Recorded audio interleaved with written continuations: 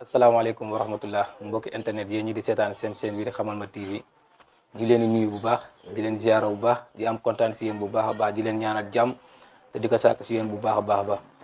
en fait nag vidéo bi boo leen ko gisee leen rek moo ko waral mooy seen Xamal ma TV dafa jug ubbi benn cagnotte ci Kopar Express di ñaan képp koo xam ne mi ngi seetaan suñu vidéo bi nga xam ne dañuy saako ndimbal pour mën a am yenn matériels yoo xam ne dañ ko bëgg a jënd ndax gis ngeen seen bi niveau bi ñu bëgg mu àgg ak fi ñu nekkoon bëgg nañ fay jógee bëgg nañ di leen jëlal ay programme yoo xam ne yu am solo lay doon te yenn programme yi pour que jël ko il faut que nga am ay matériels yoo xam ne dina la ci mën a dimbali ci mel ne ay caméra ak yeneen yoo xam ne dinañ ko soxla moo tax ñu jug ubbi seen bi jug ubbi Kopar Express di ci sàkku ndimbal nag ñëpp képp koo xam ne mi ngi abonné ci chaîne bi yow mi nga xam ne abonné woo ci chaîne bi te nga romb sama vidéo bi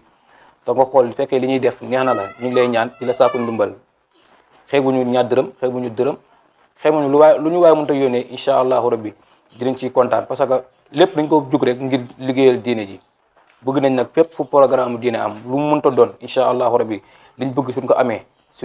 dinañ fi jabal suñuy élément ñu dem jëlal leen ko couvrir leen ko kon ñi ngi sàkku seen ndimbal bu baax a baax a baax di leen ñaanalaat jàmm te di ko sàkk si yéen bu baax di leen wax wasalaamaaleykum wa rahmatullahi taala wa barakaatu jërë ngeen jëf